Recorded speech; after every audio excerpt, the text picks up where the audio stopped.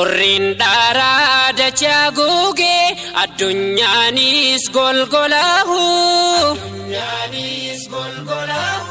dhugaan carraa milkii dhabee dachiin dunyaa dukkanahu dhihoo guyyaan hundaafiifu baatiin dhugaa gadi baay'ee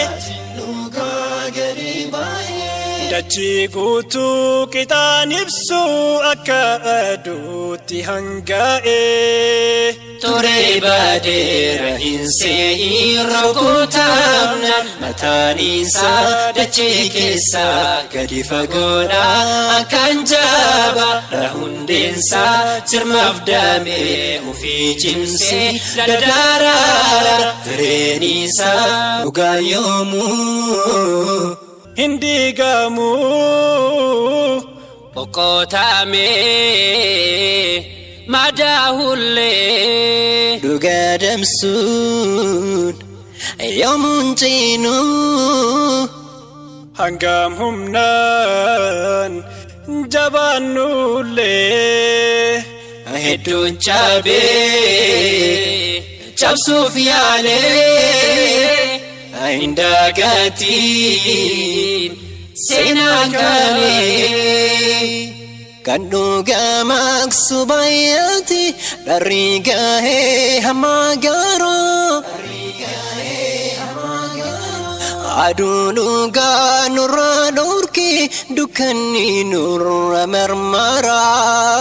Dukkanni deemsa nu dhorke akkan deemne nu sakalu Dungoo dhugaa ibsataatiin deemnaa gahuuf bakka caalu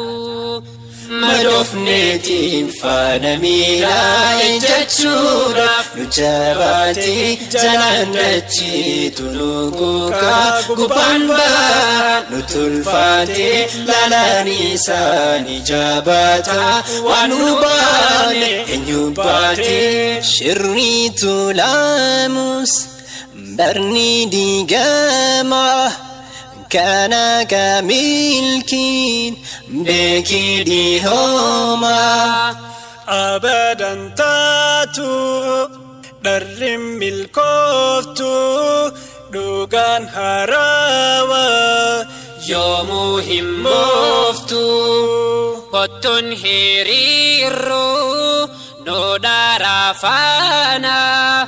tanhar amiti Kamboruftana Dukanatu yuhammata Duban barin yokalahu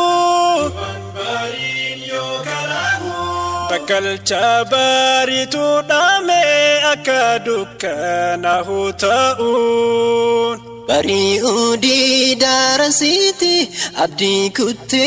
hirafini